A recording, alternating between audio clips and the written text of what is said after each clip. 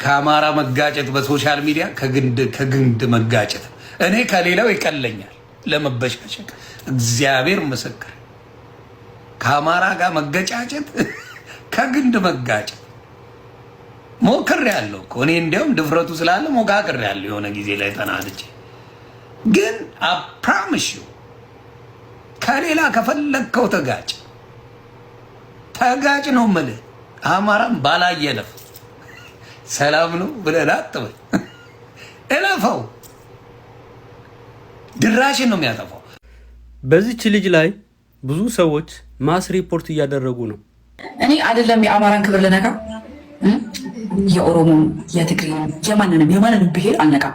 እኔ የአማራ ስለሆንኩ የኦሮሞ ስለሆንኩ የሆነ ነገር ስለሆንኩ ሰው በአጠቃላይ የሁሉንም የምነካ ሰው አይደለሁም። እኔ ዘረኛ አይደለሁም። እየዘመቱባት ይገኛሉ ማለት ይቀላል። ስሟ ጽጌ ሮያል ይባላል። ይህንን ቪዲዮ በጣም ያናድዳል፣ ግን ለማንኛውም ስሜቴን ተቆጣጠሬ ለማየት ሞክሬያለሁ። ቅዱስ ላሊበላንና አሚናን ወይም እነዚህን የሚለምኑትን ሰዎች ምን አገናኛቸው? የታሪክና የፖለቲካ ሳይንስ ተመራማሪዎች ምሁራኖች ምን ይላሉ? እንደዚህ አይነቱን ስራ እነዚህ ልጆች የሰሩትን አይነት ስራ ሂስቶሪካል ሪቪዥኒዝም ይባላል። ታሪክን መከለስ፣ ሆን ብሎ ማበላሸት፣ አቅዶ የነበረውን እንዳልነበር ያልነበረውን እንደነበር አድርጎ ማጠልሸትና ማበላሸት፣ ለአዲሱ ትውልድ የተበላሸውን መስጠት ማለት ነው። እንደጠየቀ አላውቅም። ጎሳዬ ይቅርታ ጠይቆ ከሆነ እኛ አናውቅም። ሁለተኛ ደግሞ ልጅ ሚካኤልም ሰርቶበታል። ባይዘ ግን እሱ አይደለም በጣም የሚያስከፋ ሰው ከሆነ የላሊበላን እንትን የሚያስከፋ ከሆነ ነገ ይቅርታ ትጠይቃለች። እንትኑ ደግሞ ፕራይቬት ታደርጓለች። ሌላ ምንም እኮ እንትን የሚባል ነገር እኮ የለው። ነገር ፍቅረ እኔ ሆን ብዬ ቢሆን ኖሮ ጆከር እዛ ነፈሰው ሰብስቦ ሲቀመጥ ገብቼ ፊቴን አስገርፌ ምናምን ማለት ለቪው ፈልጌው ቢሆን ለመነጋገር ፈልጌው ቢሆን ኖሮ ገባ ነበር። በጣም ቀላል ነገር ነው። ገባ። እኔ ግን በቃ ስለሚያወሩት ነገር ምንም የላቸው። አሁን አዲስ አበባ ላይ የላስታ ልጆች ነበሩ። ሎየሮች ቢደውሉላት ብሎክ ነው ያደረገቻቸው። ብዙ ሰዎች ሊያገኟት ፈልገዋል። አዲስ አበባ ላይ ፍቃደኛ አይደለችም። እና እስቲ አንተም ጥሪ አድርግላት። ነገም ከሆነ ከተመቻት ትምጣ፣ አለበለዚያ እንግዲህ እንትን ይባላል። አይ ሰው ከባድ የላስታ ላሊበላ ሰዎች አይፋትሽ የሆነ ታስታውሳለህ? አንዴ ያሬድ ሲሳይ እንደዚህ እዛ አካባቢን በጠንቋይ አድርጎ ሰርቶ ታስታውሳለህ? ያሬድን ግጥም የሚያነባው እንዴት ናችሁ ምናምን የሚለውን አወቀው ዘፈን አውጥቶ ነበረ። ያሬድን አስታውሱት እስቲ። አዲስ አበባ ላይ በቃ ባለፈው እያለቀሰ ማለት ነው ተው ይቅርታ ጠይቅ ሲባል እምቢ ብሎ በቃ ከጥቅም ውጭ ነው የተደረገው። ሼር አርጉለትና ተቀልጃለች እንዴ? አዎ። እና የያሬድ እጣ ፈንታ ከመድረሷ በፊት ትምጣና እሱ ታስታውስ ከሆነ እዚህ ቲክታክ ላይ መጥቶ ይቅርታ ጠይቅ ሲባል አልጠይቅም ብሎ ነው ሄደውና ባለፈው ምን ተርቢያ ያደረገው እልክላለሁ። አሁን ወርጄ ሼር አደርግላለሁ። የሱንም ታይዋለህ። እኔ እዛ ደረጃ እንድደርስ አልፈልግም። ለምን ጥሩ የምትሰራ ልጅ ናት። ምናምን ስህተት ሲኖር ቶሎ ብሎ ማስተካከል። እኔ ጽጌም በሆን ከህዝብ የሚያጣላኝ ከሆነ ኦኬ ይነወ ማውጣት ነው ያንን ነገርና ማስተካከል አስተካክል። ስለዚህ እንደ ህዝብ ይህንን የተወገዘ ነገር ከሆነ አቁሙ። ህዝብን ይወክላል። የህዝብ ስራ ነው።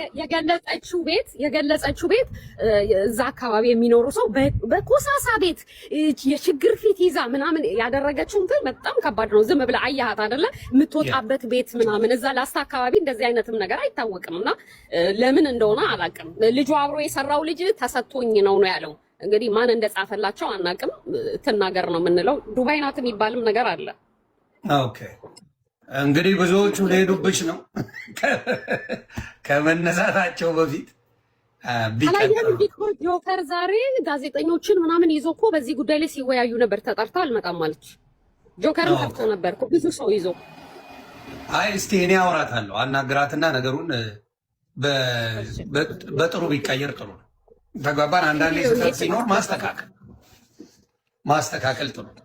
እንደዚህ የሆነበት ምክንያት ደግሞ አንድ ቪዲዮ ሰራችና በቲክቶክ ላይ የለጠፈችው ቪዲዮ ስለ ላሊበላ ስለሚባሉ ወይም ደግሞ አሚና እየተባሉ ስለሚጠሩ ሰዎች ነው።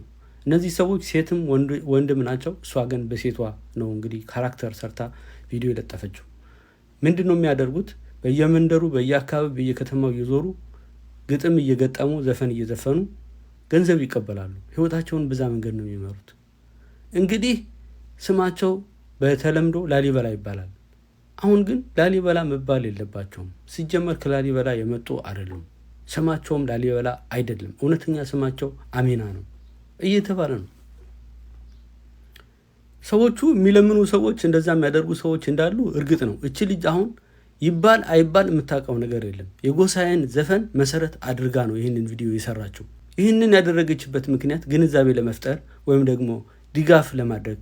እነዚህ ሰዎች በየመንደሩ በየአካባቢ በየከተማው እየተንከራተቱ ገንዘብ ይለምናሉ። ልጅ አዝለው እናቶች፣ እሷ ቪዲዮ ላይ እንደገለጸችው ማለት ነው፣ አባቶች፣ ሽማግሎች፣ ወጣቶች ይህንን ያደርጋሉ ለማለት ግንዛቤ ለማስተላለፍ ሊሆን ይችላል ይህንን ቪዲዮ የሰራችው። የሆነ አካባቢ የሆነ ማህበረሰብ አታክ ለማድረግ ለማጥቃት አይደለም፣ ለማንቋሸሽ ብላ አይደለም። ለምን ኢንቴንሽኗን ለምን አትረዱ? ምን ለማድረግ አስባ ይህ እንዳደረገች። ሲጀመር የጎሳዬ ዘፈን አለ። ሌሎች አርቲስቶች በዚህ ዙሪያ ሲገጥሙ ሲዘፍኑ ነው የኖሩት። የታወቀ ነገር ነው። ሙሉ ላይክ የባህሉን እንዴት ከየት እንደመጡ ምናምን ነገራት ኤቭሪቲንግ። ከዛ እሷ ደግሞ ይቅርታ ወጣት ይቅርታ ጠይቃለች። ሌላ ምንም እንትን ማድረግ አይቻልም። በቃ አረጋጉት። ምንም እንትን የሚል ነገር አይደለም። ስለተሳደብ ነው ስለሆነ ሪፖርት ስላደረጋችሁ ባይ ዘ ወይ ወረተኛ ነው። አሁን እዚህ ቅድም ዘግዝቀው ለቪው ምናምን ነው የሚሆነው። ገባችሁ? ግን ይቅርታ አይደል? ይቅርታ ትበል ይቅርታ ትላለች። ይቅርታ ትላለች። ሌላ ነገር እንትን አትበሉት። እንደገና እንደዚህ ባጋጋላችሁ ቁጥር ነው እናንተ ናችሁ። እያስተባበልኩ አይደለም በነገሮች ላይ አላስተባበልኩም። ትጠይቃለች። ችግር የለውም። ያምሻል እንዴ? ያ ኦኬ። ሲሚ ሊዮ የሚባል ልጅ ቴክስት እንትን አድርጎሻል። ሂድና እንትን ኮሜንት ጻፍላት። እንደዚህ የሆነ እንደዚህ የሚል እሱን እንትን በዩ እዛው የዛው ሀገር ልጅ ስለሆነ እንትን ይላል እሱ። እሺ ከዛ ባናስበውም ህዝብን ካስቆጣ ማቆሙ ጥሩ። ምክንያቱም ዋጋ ያስከፍላል። ክሊፑ ማጥፋት ነው። አይ ደግሞ እኔ ችለዋለሁ ካለ ህዝብ የሚረግጠውን አረጋገጥ ማየት ነው። ከህዝብ መጋጨት በጣም ከባድ ነው። እኔ ስለማውቀው ማለት ነው። ከህዝብ መጣላት በጣም ከባድ ነገር ነው።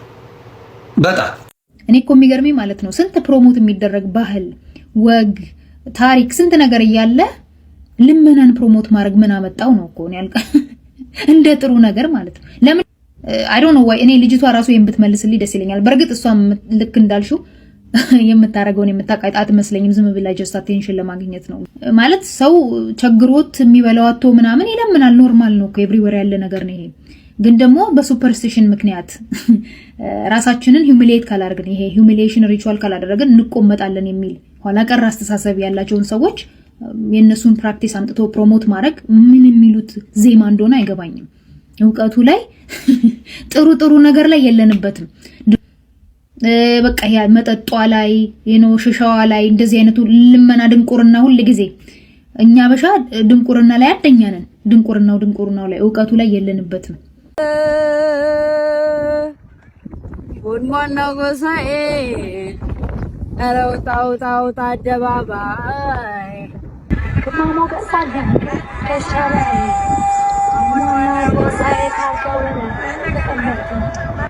ወንዋናው ጎሳዬ አንተ አይደለም ወይ አባት ምትኩ።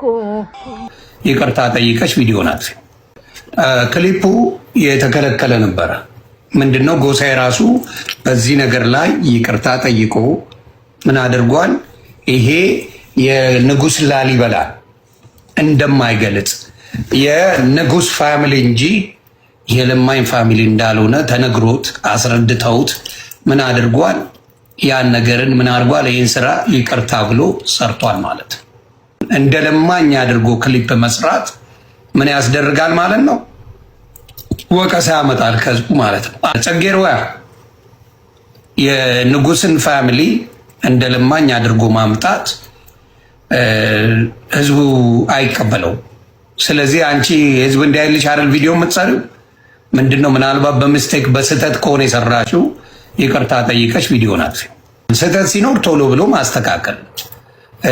እኔ ጸጌም በሆን ከህዝብ የሚያጣላኝ ከሆነ ኦኬ ነው ማውጣት ነው ያንን ነገርና ማስተካከል አስተካኪ። የአርት ስራዎች ምናምን ሆነው ህዝብን ካስቆጣ በዛ መንገድ ባናስበው ያቺ ለምልም ያዋደን ያፋቅረን ያብዛን። አዎ ናይስ ናናር በዚህ በኩል እሺ ልክ ነሽ። ሮያል ብለሽ ስምሽን አውጥተሻል። እኔ ያስቁኛል አንዳንዴ ስማቸውን ያስቀኛል። እና አስተካኪ አይ ካልሽ በሁለተኛው ዙር የሚሄደው አካሄድ ከባድ ሚዛን በሁለተኛው ዙር የሚሄድብሽ አሁን በጨዋ ነው የነገርኩሽ። የሁለተኛው ዙር አካሄዴ ዶክመንቴሽን ሰብስቤ ነው የሚሄደው። ስለዚህ በመረጃ ከሄድኩብሽ ደግሞ ያው ዳሜጁን አትችይው። ስለዚህ በይቅርታ ቪዲዮውን አንሺና ከነበረሽ ህዝብ ጋር ተስማምተሽ መስራት ቀጥይ። ሰምታችኋል። ምንም አይነት ክፉ አልተናገርኳትም። ግን አይ ካለች ያው ማኝዚ ከባድ ኬዝ መንግስት የሚበድለው መንግስት የሚጨፈጭፈው መንግስት ከቢዝነስ ውጭ የሚያደርገው ሳይበቃ አሁን ደግሞ የማንም ኮልኮሌ እየተነሳ በሲስተም አማራን እነካለው ከተባለ ምን ይሆናል? አፈር ትገባል። ጥምቀት ሲነሳ ጎንደር፣ ገና ሲነሳ ላሊበላ የታወቀ ነበር። ገና ሲመጣ በሚሊዮን የሚቆጠሩ ኢትዮጵያውያንና ቱሪስቶች የጌታችን የመድኃኒታችን የኢየሱስ ክርስቶስን የልደት በዓል በቅዱስ ላሊበላ ለማክበር ስትመጡ በባዶ እግራቸው የመጡትንም ሁሉን ትንሹንም ትልቁንም የከተማ ሰው የገጠር ሰው ሳለ እግሩን አጥበን ያለንን አቅምሰን ቦታ ሰጥተን አስተናግደን ነው የምንሸኘው። በዛ በነበራቸው ቆይታ ጠዋት መጥቶ እንቅልፍ የሚነሳቸው የሚረብሻችሁ ሰው አይታችኋል? ቅዱስ ላሊበላ ውስጥ ላሊበላ ከተማ ለስራ ሄዳችሁ ተቀጥራችሁ የሰራችሁ ትኖራላችሁ። በጣም ብዙ ብላችሁ አውቃለሁ። ዶክተር ሆናችሁ መምህር ሆናችሁ የተለያየ ስራ በራችሁ ጠዋት ላይ መጥቶ የሚል ሰው አለ? እግዚአብሔር ምስክሬ ነው። ይሄን ትርክት እኮ እንዴት አድርገው እኮ ከቅዱስ ላሊበላ ጋር እንዳገናኙት እኔ ለማመን እኮ የሚገብደው። ይህንን ነው የታሪክ ባለሙያዎች ሂስቶሪካል ሪቪዥኒዝም የሚሉት። ታሪክን ሆን ብሎ ማጥለሸት፣ ማበላሸት። ላሊበላ ከተማ ሽምብርማ የሚባል ሰፈር ውስጥ ነው ተወልጄ ያደግኩት። እኔ እናቴ ነጋዴ አባቴ ገበሬ ነው። የላስታ ላሊበላ ህዝብ ግማሹ ነጋዴ ግማሹ ገበሬ ነው። ላስታ ቅዱስ ላሊበላ መጥቶ ተሳልሞ የላስታ ላሊበላን ማር እንኳን ይዞ የማይመለስ የለም። የማር ሀገር የቅቤ ሀገር ነው። ገበሬ ነን። የምን አባትህ ልመና ነው አምጥተህ የለጠፍክብን? ይሄ መጨረሻ ከባድ ነገር ነው። በነገራችን ላይ በወቅቱ ጎሳዬ ተስፋዬ ይህንን ዘፈን ዘፍኖ 90ዎቹ አካባቢ ይመስለኛል ከፍተኛ ተቃውሞ ገጥሞት ከቅዱስ ላሊበላ አባቶች መጥተው ተነጋግረው በዛን ወቅት እንግዲህ ይመስለኛል ሲዲው ምኑም ራሱ ከገበያ እንዲጠፋ ነበር የተደረገው። ተስማምተው ጎሳዬ ይቅርታ እንደጠየቀ ሰምቻለሁ። በወቅቱ ወዲህ ጀግንነት ሲነሳ የነራስ ኃይሉ የነራስ ደስ ያገር ነው። የነ ጀነራል አሳምነው ጽጌነ ጀነራል ተፈራ ማሞ ሀገር ነው ላስታ። አገሩ ወሎ አገሩ ላስታ ራስ ይመታል እንደበሽታ የሚባልለት ሀገር ነው። እንኳን ተንኩሶ ሲያልም አስር የሚጥል የጀግና ሀገር ነው። ምን ነው የምታወሩት? በዓለም ቅርስ እንደዚህ የተመዘገበ ጭስ አልባው ኢንዱስትሪ የተባለለት አንድ እኮ ያለን ሀብት እኮ ቅዱስ ላሊበላ ነበር። ብንጠቀምበት እኮ ከዓለም አንደኛ የቱሪስት መስህብ መሆን የሚችል ቦታ እኮ ነው። አብዛኛው ሰው በትክክል የቅዱስ ላሊበላ የላስታ ላሊበላ ህዝብ እንደዚህ እንዳልሆነ ሊያውቅም ላያውቅም ይችላል። አላውቅም።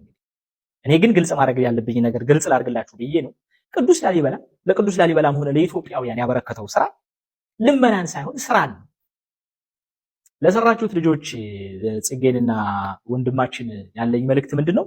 ኮንተንት እንደሚሰራ ሰው አለማወቅም ልትሰሩ ትችላላችሁ። ግን የምጠይቃችሁ ነገር ይሄንን ቪዲዮ አሁን ከገጻችሁ ላይ እንድታጠፉ።